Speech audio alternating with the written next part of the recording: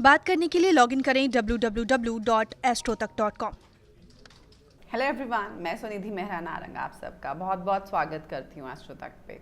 आप हमारी वीडियोस को एस्ट्रो तक के यूट्यूब चैनल को सब्सक्राइब करके देख सकते हैं। आप हमारी वीडियोस एस्ट्रो तक के फेसबुक पेज पे जाके या एस्ट्रो तक की ऐप को डाउनलोड करके भी देख सकते हैं। मेरे साथ जुड़ना चाहते हैं तो मैं इंस्टाग्राम पे सुनिधि मेहरा के नाम से और फेसबुक पे सुनिधि मेहरा नारंग के नाम से मेरे साथ जुड़ सकते हैं। कैसे हैं आप सब? उम्मीद करती हूँ आप सब अपनी ज़िंदगी में बहुत खुश होंगे। आज हम बात करने जा रहे हैं हरतालिका तीज के बारे में। हरतालिका तीज कब मनाई जाएगी, हरतालिका तीज को मनाने की क्या विधि रहेगी, क्या शुभ मुहूर्त रहेगा और क्या आपको नियमों का पालन करना है। हरतालिका तीज इस बार 30 अगस्त को मनाई जाएगी। जो व्रत है आपको 30 अगस्त को रखना है। हरतालिका तीज जो है भाद्रपद मास की शुक्ल पक्ष की तृतीया तिथि को मनाई जाती है। अब तृतीय तिथि जो है वो 29 अगस्त को शुरू हो जाएगी 3:20 पे और 30 अगस्त को 3:03 तक रहेगी। अब लेकिन इस दिन व्रत जो है आपको 30 अगस्त को रखना है। अब हरतालिका तीज का व्रत जो है सुहागनों के लिए बहुत ही अहम माना जाता है और इसको बहुत ही मुश्किल भी कहा जाता है। सुहागन जो हैं अपने पति की लंबी उम्र के लिए रखती हैं, अपने घर में अच्छे माहौल के लिए रखती हैं, अच्छे भाग्य के लिए रखती हैं। और जो अनमैरिड होती हैं लड़कियां वो अच्छा वर, मनचाहा वर पाने के लिए व्रत रखती हैं। और इसके पीछे की विशेष जो बात यह है कि कहा जाता है कि माँ पार्वती ने भगवान शिव को पाने के लिए बहुत कठोर तपस्या की थी और भगवान शिव ने उनकी तपस्या से प्रसन्न होकर उनका जो वो एक्सेप्ट कर लिया था, प्रपोजल एक्सेप्ट कर लिया था। तो भगवान शिव प्रसन्न हो गए थे और उन्होंने माँ पार्वती की जो बात सुन ली थी। तो इसीलिए कठोर तपस्या से उन्होंने इतना अच्छा वर पाया। इसीलिए जो आम तौर पे सुहागन है वो भी व्रत रखती हैं ताकि उनको अच्छा भाग्य प्राप्त हो, उनके पति की उम्र लंबी। और जो अनमैरिड लड़कियां मनचाहा वर पाने के लिए व्रत रखती हैं खासकर। पर ये जो व्रत की बात कही जाती है इसको निर्जल और निराहार करते हैं। तो आपको कुछ भी आप खाते पीते नहीं हैं इस समय, इस दिन खासकर, तो इसलिए इसको बहुत ही मुश्किल माना जाता है। और आप एक सुबह से लेकर अगले दिन सुबह तक आपको व्रत रखना होता है और फिर आप व्रत का करते हैं। तो इसलिए इसमें क्या क्या नियम का जो आपको पालन करना है वो चीज़ें बात करेंगे।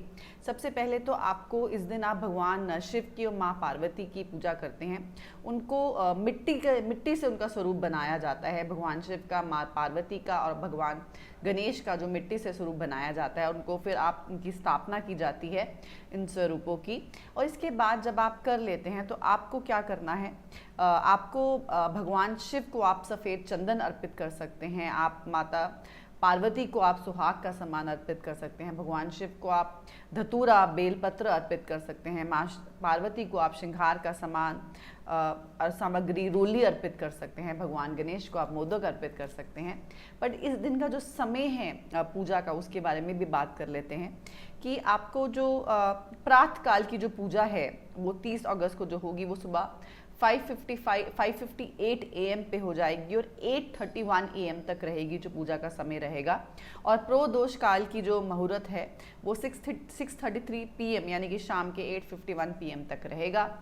और आपको इस दिन भगवान शिव, माँ पार्वती की, जैसे हमने बात की, पूजा करनी है, आराधना करनी है, भगवान गणेश की आराधना करनी है। तो आप कोशिश करती हैं सारी महिलाएं कि वो भगवान शिव को, माँ पार्वती को प्रसन्न करें। तो आप भी इस तरह से हरतालिका तीज का फास्ट रख सकते हैं। आपको जो कुछ नियम का पालन करना है यही है कि आपको निराहार और निर्जल ये जो फास्ट है ये व्रत करना होता है। और अगले दिन जो है किसी सुहागन को आप कोई कपड़े का सामान आप दे सकते हैं, कोई फल, सुहाग का सामान, खाने का सामान जो है दिया जाता है। तो अगर आप व्रत रख रहे हैं हरतालिका तीज का तो अगले दिन किसी सुहागन को आप सुहाग का सामान दीजिए, फल दीजिए, आप कोई खाने का सामान दे सकते हैं, वस्त्र दे सकते हैं।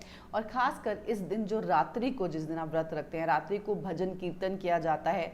इस दिन आप जागरण करते हैं, भजन कीर्तन करते हैं। और खासकर जो एक बहुत ही इंपॉर्टेंट चीज़ है, अगर आप हरतालिका तीज का व्रत रख रहे हैं तो आपको उस दिन कथा ज़रूर सुननी है, क्योंकि व्रत जो है कंप्लीट नहीं होता जब तक आप कथा नहीं सुन लेते हरतालिका तीज की, तब तक आपका व्रत जो है संपूर्ण नहीं माना जाता।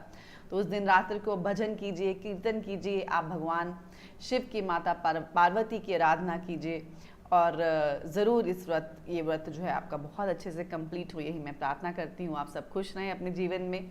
वीडियो देखने के लिए, हमारे साथ जुड़े रहने के लिए बहुत बहुत धन्यवाद।